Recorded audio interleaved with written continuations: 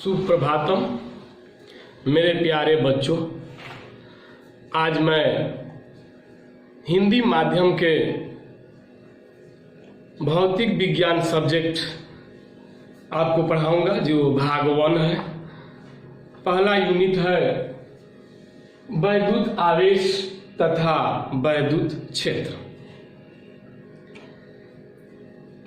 सबसे पहले हम लोग ये समझें कि वैद्युत आवेश क्या है, आवेश किसे कहते हैं। इसे हम इलेक्ट्रिक चार्ज बोलते हैं। इलेक्ट्रिक चार्ज क्या है?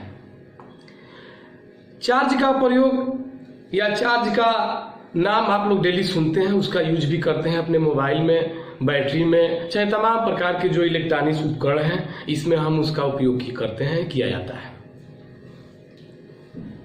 सबसे पहले हम लोग ये जाने कि इलेक्ट्रिक चार्ज है क्या, चार्ज किसे कहते हैं। चार्ज किसी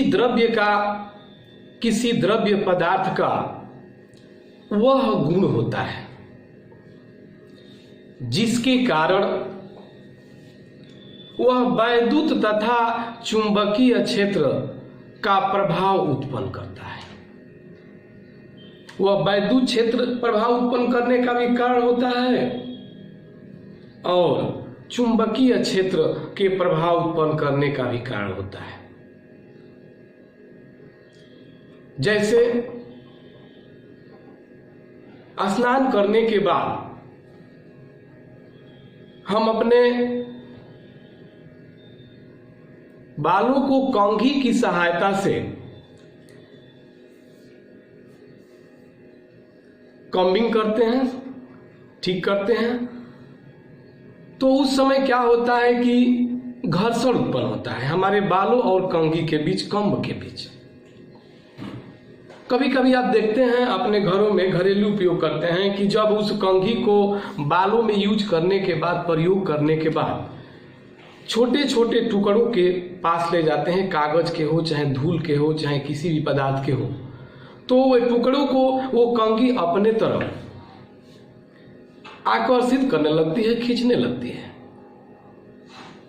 उसमें एक एनर्जी आता है, एक ऊर्जा आ जाती है जिसके कारण वह वस्तुओं को, पदार्थों को अपने तरफ आकर्षण करता है, आकर्षित करता है। यह एनर्जी आती कहां से है, यह ऊर्जा कहां से आती है? तो जो ये ऊर्जा, जो एनर्जी उन छोटे छोटे पदार्थों को आकर्षित करने के लिए प्राप्त होती है, इसे हम इलेक्ट्रिसिटी कहते हैं, वैद्युत कहते हैं। अर्थात भौतिक विज्ञान की वह शाखा जिसके अंतर्गत हम उन पदार्थों के बारे में अध्ययन करते हैं, उन वस्तुओं के बारे में अध्ययन करते हैं जिन पर आवेश, ये कहें तो चार्ज, स्थिर अवस्था में पाया जाता है, स्टैटिक कंडीशन में पाया जाता है, उसे हम स्टैटिक इलेक्ट्रिसिटी कहते हैं। अब बचा हम लोगों का वैद्युत क्षेत्र। वैद्युत का क्षेत्र, फील्ड ऑफ इलेक्ट्रिसिटी या इलेक्ट्रिसिटी फील्ड, ये क्या है? जाहिर सी बात है, नाम से ही पता चल रहा है कि वैद्युत के क्षेत्र को ही हम क्या कहेंगे? वैद्युत क्षेत्र कहेंगे। जैसे चुंबक द्वारा जो क्षेत्र बनाया जाता है उसको हम चुंबकीय क्षेत्र कहते हैं। ऊष्मा के द्वारा जो क्षेत्र बनता है उसे उष्मीय क्षेत्र कहा जाता है। और गुरुत्व के द्वारा, गुरुत्वीय बल के द्वारा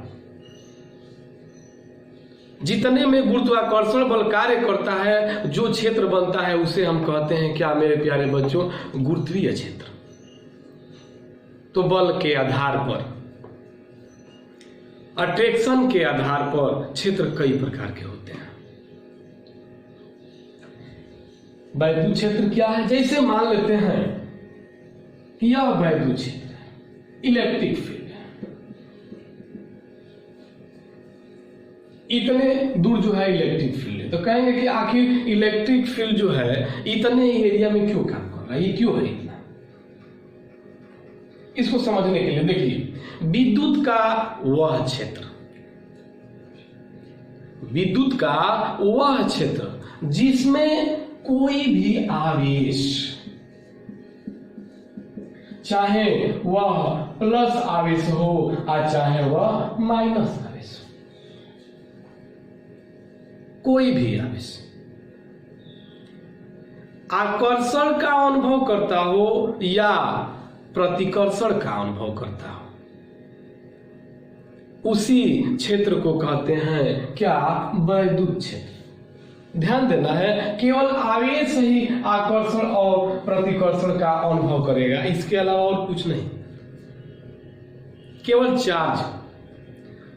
चार्ज ही इसमें आकर्षण है। यदि कोई दूसरी वस्तु आ जाएगी, जैसे मान लेते हैं कि द्रव्यमान आकर्षण का या प्रतिकर्षण बल का अनुभव करने लगे, तो उसको हम वैद्युत क्षेत्र नहीं कहेंगे, उसको हम गुरुत्वीय क्षेत्र कहेंगे। क्षेत्र का नाम भी उस वस्तु के नाम पर, जैसे यहाँ वैद्युत क्षेत्र है, इसका मतलब ये हुआ कि विद्युत का वह क्षेत्र, वह एरिया जिसमें कोई भी आवेश या तो आकर्षण का अनुभव करता है या प्रतिकर्षण का अनुभव करता है। मेरे प्यारे बच्चों, उन्हीं को हम कहते हैं क्या, वैद्युत क्षेत्र, इलेक्ट्रिक फील्ड। ये जो आवेश होते हैं, आपको पता है कि दो प्रकार के होते हैं, एक होता है धन आवेश और एक होता है ऋण आवेश होता है। आपकी जानकारी के लिए मैं थोड़ा सा बता दूं कि जो समान प्रकृति के आवेश होते हैं, जिनको सजातीय आवेश कहते हैं, तो जो सजातीय आवेश होते हैं, अर्थात जो प्लस प्लस होंगे या दोनों माइनस माइनस होंगे, तो दोनों कहेंगे कि सजातीय आवेश है। यह जो आवेश है ये प्लस है और ये जो आवेश है ये भी प्लस है, तो कहेंगे कि ये दोनों जो आवेश हैं वो क्या है, सजातीय है। लेकिन इसके ठीक विपरीत, यदि कोई आवेश प्लस में है, पॉजिटिव है, और यदि कोई आवेश यहीं पर निगेटिव है, तो मेरे प्यारे बच्चों इसको कहेंगे कि ये क्या है, विजातीय आवेश। अलग अलग, ये प्लस है तो ये माइनस है। तो बहुत बढ़िया जानकारी है कि सजातीय आवेश, समान प्रकृति के आवेश एक दूसरे को प्रतिकर्षित करते हैं, रिपल्स करते हैं, चाहे वो दोनों प्लस प्लस हो और चाहे वो दोनों क्या हो, माइनस माइनस। लेकिन इसी के ठीक विपरीत, विपरीत प्रकृति के जो आवेश होते हैं वे एक दूसरे को आकर्षित करते हैं, एक दूसरे को अट्रैक्शन बल लगाते हैं, खींचते हैं, खींचने का प्रयास करते हैं। तो हमने आवेश दो पढ़ा, एक धनात्मक आवेश और एक ऋणात्मक आवेश। हमने ये भी जाना कि सजातीय आवेश प्रतिकर्षित करते हैं और विजातीय आवेश क्या करते हैं, आकर्षित करते हैं। अब इसी सजातीय आवेशों के बीच, जैसे मान लेते हैं, जैसे हमने माना कि यह एक प्लस आवेश है, प्लस क्यू आवेश है, और यह जो है यह भी एक प्लस क्यू आवेश है। मान लिया कि ये Q1 है और ये क्या है, Q2 है। एक और ले लेते हैं, मान लिया कि ये माइनस क्यू आवेश है, Q3 है, और मान लिया कि ये भी माइनस क्यू R3 Q4 है। एक वैज्ञानिक थे जिनका नाम है कुलाम। कुलाम ने बताया, कहा कि जब ये दोनों सजातीय आवेश हैं और एक दूसरे को प्रतिकर्षित कर रहे हैं, तो आखिर वो कितने बल से प्रतिस्पर्धित कर रहे हैं, कितने बल लगा करके एक दूसरे को धक्का दे रहे हैं, दूर हटा रहे हैं, उस बल को क्या कहेंगे, उस बल का मान कितना होता है। या जब ये विजातीय आवेश हो गए, विजातीय आवेश हो गए, तो एक दूसरे को अट्रैक्ट करेंगे, अपने तरफ आकर्षित करेंगे, तो हम उन्होंने कहा कि तो वो कितने बल से दूसरे को आकर्षित करेंगे, आखिर उस बल का मान कितना होगा।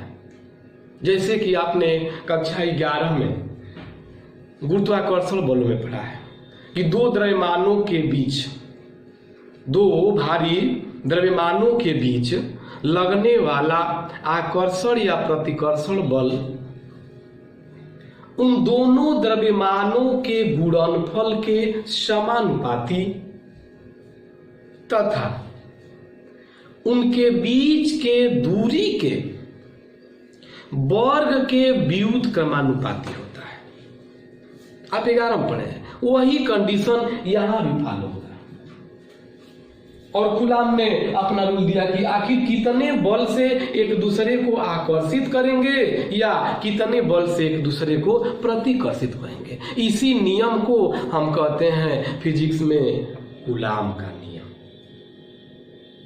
आपके पहले चैप्टर में है पहला पॉइंट, जो कि वेरी इंपॉर्टेंट।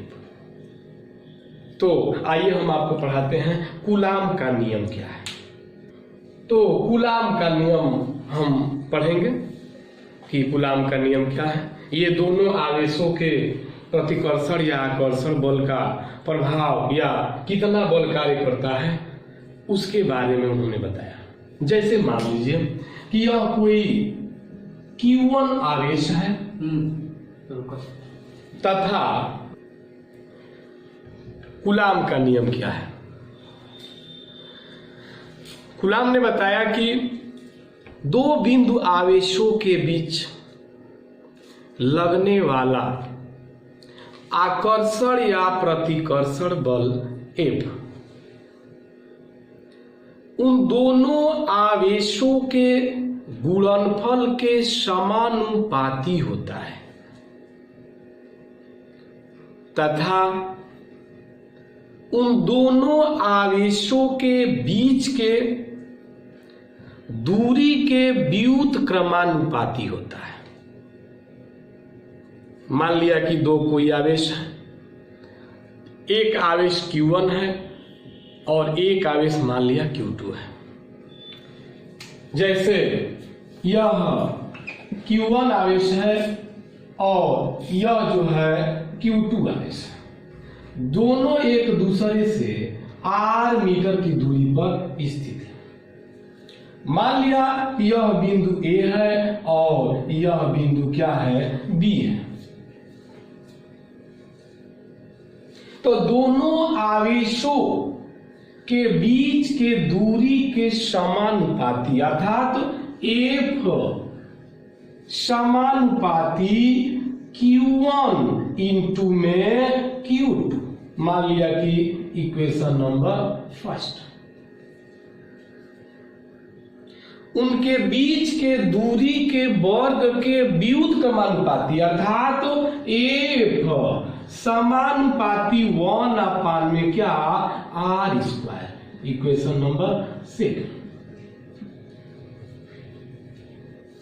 समीकरण 1 और समीकरण 2 की हम तुलना यदि करते हैं तो दोनों का जो LHS है वो बराबर है। जब LHS बराबर है तो इसको हम लिख सकते हैं, लिखेंगे यहां कि समीकरण 1 तथा 2 से F समानुपाती Q1 इंटू Q2 अपान में r²। इसे हम कहते हैं कूलाम का नियम। ठीक है, इसे हम कूलाम का नियम कहते हैं। इसके बाद और इसको डिस्क्राइब किया जाएगा, बताया जाएगा। यहाँ से कांस्टेंट को हटाएंगे, समानुपाती चिन्ह हटाएंगे, अक्षर बदलाएंगे। बाकी हम अगले वीडियो में आपको पूरा विस्तृत जानकारी देंगे।